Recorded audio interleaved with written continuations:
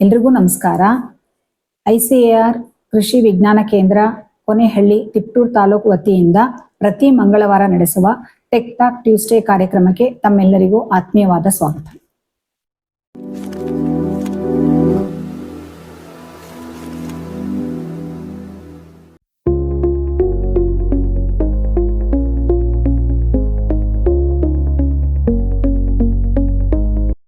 ನಾನು ಪಿ ರೇಖಾ ಅಂತ, ಆರ್ಥಿಕ ಸಮಾಲೋಚಕಳು, ಆರ್ಥಿಕ ಸಾಕ್ಷರತಾ ಕೇಂದ್ರ ತಿಪ್ಟೂರು.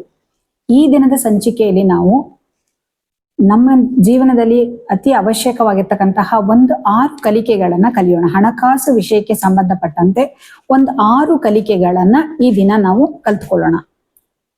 ಮೊದಲನೇ ಕಲಿಕೆ ನಮ್ಮ ಬ್ಯಾಂಕ್ ಖಾತೆಯ ನಿರ್ವಹಣೆ.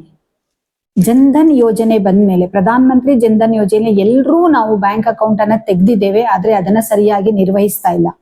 ಇತ್ತೀಚಿನ RBI ರೂಲ್ಸ್ ಪ್ರಕಾರ ಯಾರೆಲ್ಲ ಬ್ಯಾಂಕ್ ಖಾತೆಯನ್ನ ಹೊಂದಿದ್ದೀರಾ ಅವರು KYC ಅಪ್ಡೇಟ್ ಮಾಡೋದು ಕಂಪಲ್ಸರಿ. ಸೊ ಯಾರು ನಿಮ್ಮ ಬ್ಯಾಂಕಿಗೆ ಹೋಗಿ ನಿಮ್ಮ ಆಧಾರ್ ಕಾರ್ಡ್ ಮತ್ತು ರೀಸೆಂಟ್ ಪಾಸ್ಪೋರ್ಟ್ ಸೈಜ್ ಫೋಟೋ ಕೊಟ್ಟಿಲ್ಲ, ಅವ್ರು ಕೊಟ್ಟು ಅಪ್ಡೇಟ್ ಮಾಡಿಸ್ಕೊಳ್ಳೋದು ಕಂಪಲ್ಸರಿ ಆಗಿದೆ.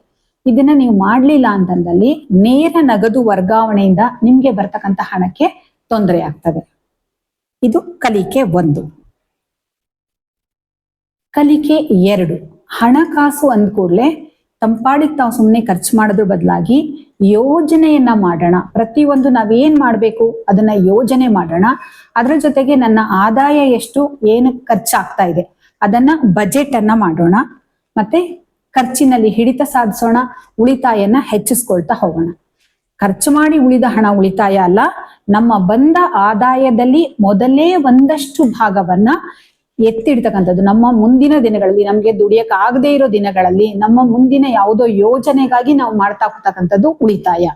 ಸೊ ಅದನ್ನ ನಮ್ಗೆ 100 ರೂಪಾಯಿ ಬಂದ್ರೆ ಅದ್ರಲ್ಲಿ ಒಂದು 10 ರೂಪಾಯಿನ ನಾವು ಮೊದಲು ತೆಗೆದಿಟ್ಟು 90 ರೂಪಾಯಿನ ಮಾತ್ರ ಖರ್ಚು ಮಾಡೋ ಅಭ್ಯಾಸನ ಮಾಡ್ಕೊಳ್ಳೋಣ. ಇದು ಕಲಿಕೆ 2.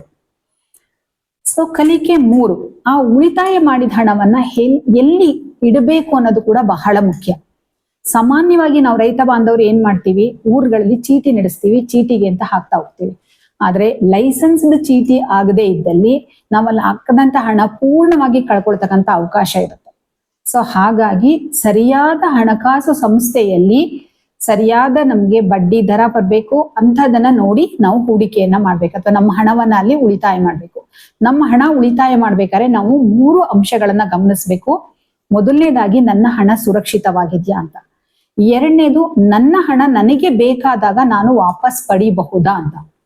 3ನೇದು ನನ್ನ ಹಣಕ್ಕೆ ಬೆಳಿತಾ ಇದೆಯಾ ಇಲ್ವಾ ಅಂತಕ್ಕಂಥದ್ದು. ಸೊ ಈ ಅಂಶಗಳನ್ನ ಗಮನದಲ್ಲಿ ಇಟ್ಕೊಂಡು ಸರಿಯಾದಂತ ಹಣಕಾಸು ಸಂಸ್ಥೆಯಲ್ಲಿ ನಾವು ಕಷ್ಟಪಟ್ಟು ಮಾಡಿದ ಗಳಿಕೆಯನ್ನ ಉಳಿತಾಯವನ್ನ ಮಾಡ್ತಾ ಹೋಗೋಣ. ಕಲಿಕೆ 4 ಏನಪ್ಪಾ ಅಂತ ಹೇಳಿದ್ರೆ, ಇಲ್ಲಿ ನಾನು ಸಾಲ ಸೌಲಭ್ಯಗಳ ಬಗ್ಗೆ ಬರ್ತೀನಿ. ಸೊ ಕಲಿಕೆ 4 ಏನಪ್ಪಾ ಅಂದ್ರೆ, ನಾನು ಆವಾಗ್ಲೇ ಹೇಳಿದೆ ಯೋಜನೆಯನ್ನ ಮಾಡೋಣ ನಾವು ಅಂತ. ಸೊ ಯಾವುದೋ ಒಂದು ಯೋಜನೆಯನ್ನ ನಾವು ಹಾಕೊಳ್ತೀವಿ. ಉದಾಹರಣೆಗೆ ನಮ್ಮ ತೋಟದನ್ನ ಇನ್ನೊಂದ್ ಸ್ವಲ್ಪ ಇಂಪ್ರೂವ್ ಮಾಡ್ಬೇಕಂತನೋ ಮತ್ತೊಂದನ್ನು ಹಾಕ್ತಿವಿ. ಕೆಲವೊಂದಕ್ಕೆ ಅದರಲ್ಲಿ ಸರ್ಕಾರಿ ಯೋಜನೆಯಲ್ಲಿ ನಮ್ಗೆ ಸಿಗ್ತಾ ಇರುತ್ತೆ. ಉದಾಹರಣೆಗೆ ನಾವೊಂದು ತುಂತುರು ಹನಿ ನೀರಾವರಿ ಪದ್ಧತಿ ಮಾಡ್ಬೋದು, ಡ್ರಿಪ್ ಇರಿಗೇಷನ್ ಮಾಡಬಹುದು, ಅಥವಾ ಕೃಷಿ ಹೊಂಡ ಮಾಡ್ಬೋದು. ಸೊ ಇಂಥದಕ್ಕೆಲ್ಲ ಕೆಲವೊಂದು ಇಲಾಖೆಯಿಂದ ನಮ್ಗೆ ಸಬ್ಸಿಡಿ ಸಿಗುತ್ತೆ. ಅದರ ಮಾಹಿತಿಯನ್ನ ಪಡೆದು ಅದನ್ನ ನಾವು ಬಳಸ್ಕೊಳ್ಬಹುದು. ಅಥವಾ ಕೆಲವು ಕೃಷಿ ಪರಿಕರಗಳಿಗೆ ನಾವು ಸ್ವಲ್ಪ ಹಣ ಹಾಕ್ಬೇಕು, ಉಳಿದದ್ದನ್ನ ಅವ್ರು ಕೊಡ್ತಾ ಇರ್ತಾರೆ. ಸೊ ನಮ್ಮ ಹಣ ಅಲ್ದೇನೆ ಸಾಲದ ಹಣವನ್ನ ಪಡಿಬೇಕು ಅಂತ ಹೇಳಿದಾಗ ಯಾವ ಯೋಜನೆ ಇದೆ ತಿಳ್ಕೊಳ್ಳೋದು ಮೊದಲನೇದು ಇಂಪಾರ್ಟೆನ್ಸ್. 2ನೇದಾಗಿ ನಾವು ಸಾಲ ಪಡೆಯೋದಾದ್ರೆ ನಮ್ಗೆ ಯಾವಾಗ ಖರ್ಚು ಕಡಿಮೆ ಬಂತು, ನಂಗೆ ಸಾಕಾಗ್ತಿಲ್ಲ ಅಂತ ನಮ್ಮ ಮನೆ ಖರ್ಚಿಗೋಸ್ಕರ ಸಾಲ ಮಾಡಬಾರ್ದು. ಯಾವತ್ತಿದ್ರೂ ನಾವು ಸಾಲ ಮಾಡಿದ್ದು ನಮ್ಗೆ ಪುನಃ ಹಣವನ್ನ ಗಳಿಸ್ಕೊಡೋ ಹಾಗಿದ್ದಲ್ಲಿ ಮಾತ್ರ ನಾವು ಸಾಲವನ್ನ ಮಾಡ್ಬೇಕು. ಸರಿಯಾದ ಹಣಕಾಸು ಸಂಸ್ಥೆಯಿಂದ ಸರಿಯಾದ ಯೋಜನೆ ಅಡಿಯಲ್ಲಿ ಸಾಲ ಮಾಡೋದನ್ನ ತಿಳ್ಕೊಳ್ಳೋದು ಬಹಳ ಮುಖ್ಯ. ಸೊ ಅದ ನಂತರ ಬಂದ್ರೆ ಕಲಿಕೆ 5, ಸಾಲವನ್ನ ಮರುಪಾವತಿ ಮಾಡ್ತಕ್ಕಂಥದ್ದು. ಸೊ ನಾವು ನಾನು 22 ವರ್ಷ ನನ್ನ ಬ್ಯಾಂಕಿಂಗ್ ಎಕ್ಸ್ಪೀರಿಯನ್ಸ್ ಅಲ್ಲಿ ನಾನು ನೋಡಿದ್ದೀನಿ. ಸಾಲ ತಗೊಳಕ್ ಬರ್ಬೇಕಾದ್ರೆ ನನ್ಗೆ ನಾನು ತುಂಬಾ ಚೆನ್ನಾಗಿ ಮಾಡ್ತೀನಿ, ಎಲ್ಲ ಚೆನ್ನಾಗಿದ್ದೀವಿ ಅಂತ ಹೇಳಿ ತಗೋತಾರೆ. ತಗೊಂಡು 6 ತಿಂಗಳು ಆಗ್ತಿದ್ದಂಗೆ ಅವರಿಗೆ ಏನೆಲ್ಲ ಸಮಸ್ಯೆಗಳನ್ನ ಹೇಳ್ತಾ ಬರ್ತಾರೆ, ಸಾಲ ಸರಿಯಾಗಿ ಮರುಪಾವತಿ ಮಾಡಲ್ಲ. ಸೊ ಈ ರೀತಿ ಮಾಡೋದ್ರಿಂದ ನಿಮ್ಗೆ ಮುಂದಿನ ಯೋಜನೆಗಳಿಗೆ, ನಿಮ್ಮ ಭವಿಷ್ಯತ್ತಿಗೆ ಸಾಲ ಸಿಗೋದು ಬಹಳ ಕಷ್ಟ ಆಗ್ತಾ ಹೋಗುತ್ತೆ. ನಿಮ್ಮ ಸಿಬಿಲ್ ಸ್ಕೋರ್, ಕ್ರೆಡಿಟ್ ಸ್ಕೋರ್ ಚೆನ್ನಾಗಿ ಇಟ್ಕೊಳ್ಬೇಕಂದ್ರೆ ಸಾಲ ತಗೊಳ್ಳುವಾಗ್ಲೇ ಸಾಲ ಮರುಪಾವತಿ ಮಾಡ್ತಕ್ಕಂಥದ್ದು ಕೂಡ ಪ್ಲಾನ್ ಅನ್ನ ನೀವು ಸಂಪೂರ್ಣ ಮಾಡ್ಕೊಳ್ಳಿ. ಮತ್ತೆ ಕೆಲವೊಂದಂತೂ ಈಗ ಇಂಟ್ರೆಸ್ಟ್ ಸಬ್ಮಿಷನ್ ಆ ತರದೆಲ್ಲ ನೀವು ಸಾಲ ಮರುಪಾವತಿ ಮಾಡಿದ್ರೆ ಮಾತ್ರ ನಿಮ್ಗೆ ಆ ಸಬ್ಸಿಡಿ ಸೌಲಭ್ಯ ಸಿಕ್ಕತ್ತೆ. ಸೊ ಸಾಲ ಮರುಪಾವತಿಯನ್ನ ಮಾಡೋದು ಕೂಡ ಬಹಳ ಮುಖ್ಯ. ಕೆಲವೊಂದು ಅನಿವಾರ್ಯ ಪರಿಸ್ಥಿತಿಯಲ್ಲಿ ಬರ, ಮಳೆ, ನೆರೆ ಈ ತರ ಎಲ್ಲ ಬಂದಾಗ ಸರ್ಕಾರದ ವತಿಯಿಂದನೇ ನಿಮ್ಮ ಲೋನ್ ಅನ್ನ ರೀಫೇಸ್ ಮಾಡ್ಕೊಡ್ಲಿಕ್ಕೆ, ಸಾಲವನ್ನ ಮತ್ತೆ ನಿಮ್ಮ ಮರುಪಾವತಿ ಮಾಡ್ತಕ್ಕಂಥ ಅವಧಿಯನ್ನ ವಿಸ್ತರಣೆ ಮಾಡ್ಲಿಕ್ಕೆ ಅವಕಾಶಗಳಿರ್ತವೆ. ಅದ್ರ ಲಾಭವನ್ನ ಪಡ್ಕೊಳ್ಳಿ. ಯಾವತ್ತೂ ಸುಸ್ತಿದಾರರಾಗಬೇಡಿ.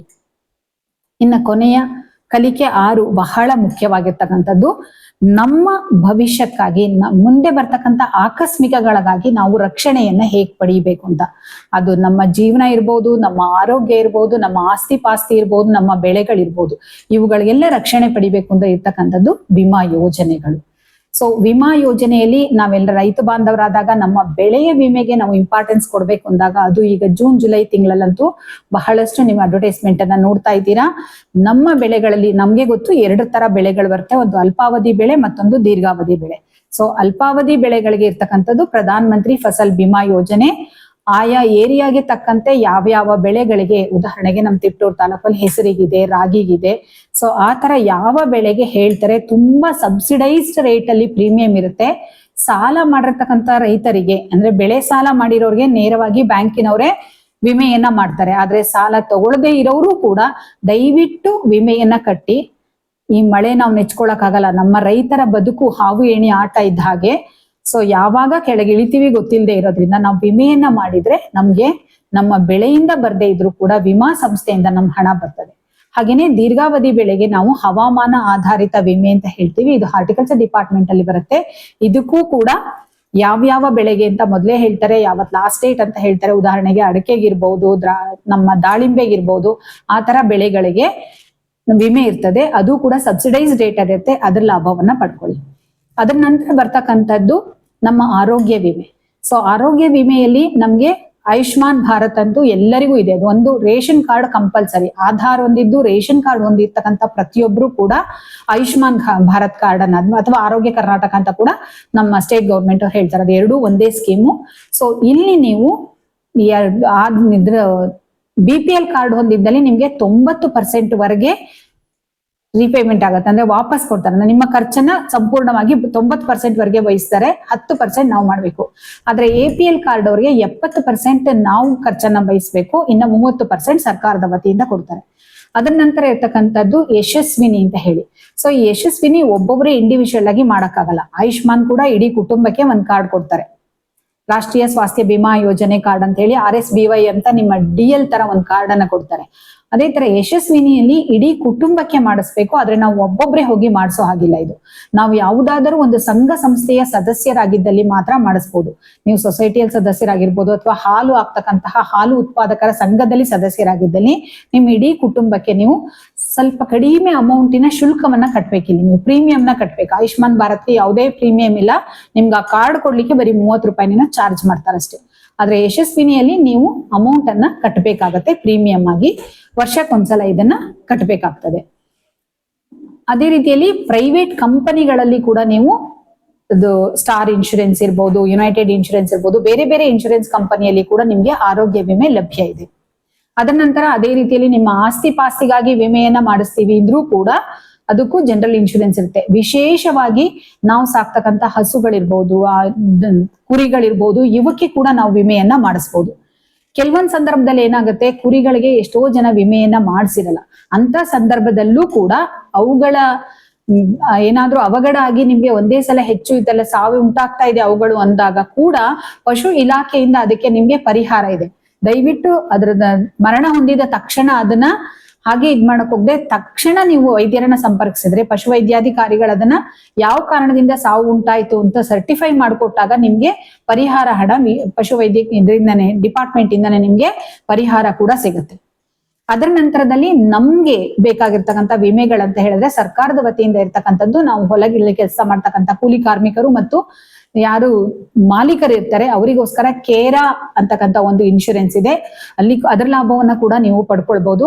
ಹಾಗೇನೆ ಯಾರೆಲ್ಲ ನೀವು APMCಗೆ ನಿಮ್ಮ ಉತ್ಪಾದನೆಗಳನ್ನ ಹಾಕ್ತೀರಾ ಅಲ್ಲಿ ಎಂಟ್ರಿ ಟಿಕೆಟ್ ಕೊಡ್ತಾರೆ. ನೀವು ಹೋಗುವಾಗ ನಿಮ್ದು ಎಷ್ಟು ತೂಕದಿತ್ತು, ಏನೆಲ್ಲ ಬಿಟ್ರಿ ಅಂತ ಆ ಎಂಟ್ರಿ ಟಿಕೆಟ್ ಇಟ್ಕೊಂಡ್ರೆ ಅಟ್ಲೀಸ್ಟ್ ಒಂದು ಆರ್ಥಿಕ ವರ್ಷಕ್ಕೆ ಒಂದು ಎಂಟ್ರಿ ಟಿಕೆಟ್ ಆರು ಇದ್ದಲ್ಲಿ, ಆಕಸ್ಮಿಕವಾಗಿ ಅಪಘಾತದ ಕಾರಣದಿಂದ ಮರಣ ಹೊಂದಿದ್ದಲ್ಲಿ APMC ಇಂದ ಕೂಡ ನೀವು ವಿಮೆಯನ್ನ ಕ್ಲೈಮ್ ಮಾಡಬಹುದಾಗಿದೆ. ಅದಕ್ಕೆ ನಾವು ಯಾವುದೇ ಪ್ರೀಮಿಯಂನ ಕಟ್ಟಲ್ಲ. ಹಾಗೇನೆ ಮತ್ತೊಂದು ಅಪಘಾತ ವಿಮೆ ಅಂತ ಹೇಳಿದ್ರೆ ಪ್ರಧಾನ ಮಂತ್ರಿ ಸುರಕ್ಷಾ ವಿಮಾ ಯೋಜನಾ ಅಂತ ಹೇಳ್ತೀವಿ. ಇಲ್ಲಿ ನಾವು ವರ್ಷಕ್ಕೆ 20 ರೂಪಾಯಿಯನ್ನ ಕಟ್ಟಬೇಕು. ಇದು 2 ಲಕ್ಷದವರೆಗೆ ವಿಮಾ ಮೊತ್ತ ಇರುತ್ತೆ. ಹಾಗೇನೆ ಇದಕ್ಕೆ 18 ರಿಂದ 70 ವರ್ಷ ಇರ್ತಕ್ಕಂತ ಆಧಾರ್ ಕಾರ್ಡ್ ಅಕೌಂಟ್ ಅವ್ರು ಎಲ್ಲರೂ ಮಾಡಿಸ್ಕೊಳ್ಬಹುದು. ಹಾಗೆ 18 ರಿಂದ 50 ವರ್ಷ ಇರೋರು ಜೀವ ವಿಮೆ ಅಂತ ಹೇಳಿ ವರ್ಷಕ್ಕೆ 436 ರೂಪಾಯಿಯನ್ನ ಕಟ್ಟೋದ್ರ ಮುಖಾಂತರ ಯಾವುದೇ ರೀತಿಯ ಶಾಶ್ವತ ಅಂಗವಿಹೀನತೆ ಅಥವಾ ಸಾವು ಉಂಟಾದಲ್ಲಿ, ನ್ಯಾಚುರಲ್ ಡೆತ್ ಆದ್ರೂ ಕೂಡ ಇಲ್ಲಿ ನಿಮ್ಗೆ 2 ಲಕ್ಷದವರೆಗೆ ವಿಮೆ ನಿಮ್ಗೆ ಸಿಗ್ತದೆ. ಅದಲ್ಲದೆ ನಿಮ್ಮಲ್ಲಿ ಇರ್ತಕ್ಕಂತಹ ಏನ್ ರೂಪೇ ಕಾರ್ಡ್ ಅಥವಾ ATM ಕಾರ್ಡ್ ಅಂತ ಹೇಳ್ತೀರಾ, ಅದನ್ನ ಪ್ರತಿ ತಿಂಗಳಿಗೊಮ್ಮೆ ಸರಿಯಾಗಿ ಬಳಸ್ತಾ ಇದ್ದಲ್ಲಿ, ನೀವು ಹಣ ತಗೊಳಕ್ ಇರ್ಬೋದು, ಪೆಟ್ರೋಲ್ ಹಾಕ್ಸಕ್ ಇರ್ಬೋದು, ಸ್ವೈಪ್ ಅಥವಾ ಕ್ಯಾಶ್ ಅದಕ್ಕೆ ನೀವು ಬಳಸಿದ್ದೇ ಆದಲ್ಲಿ ಅದಕ್ಕೆ ನೀವು ಯಾವುದೇ ಪ್ರೀಮಿಯಂ ಕಟ್ಟದೆ ಇದ್ರೂ ಕೂಡ 2 ಲಕ್ಷದವರೆಗೆ ಅಪಘಾತ ವಿಮೆ ಇರುತ್ತೆ. ಸೊ ಈ ಎಲ್ಲ ಸೌಲಭ್ಯಗಳ ಲಾಭವನ್ನ ಪಡ್ಕೊಳ್ಳಿ. ಇದ್ರ ಬಗ್ಗೆ ಇನ್ನೂ ಹೆಚ್ಚಿನ ಮಾಹಿತಿಯನ್ನ ಬೇಕು ಅಂದ್ರೆ, ಯಾವುದೇ ರೀತಿಯ ಸಾಲ ಸೌಲಭ್ಯ ಇರ್ಬೋದು, ಅದ್ರ ಬಗ್ಗೆ ಮಾಹಿತಿ ಬೇಕಂತ ಹೇಳಿದ್ರೆ ಆರ್ಥಿಕ ಸಾಕ್ಷರತಾ ಕೇಂದ್ರವನ್ನ ಸಂಪರ್ಕಿಸಿ ಅಂತ ಹೇಳ್ತೇನೆ. ಎಲ್ರಿಗೂ ಕೂಡ ನಮಸ್ಕಾರ.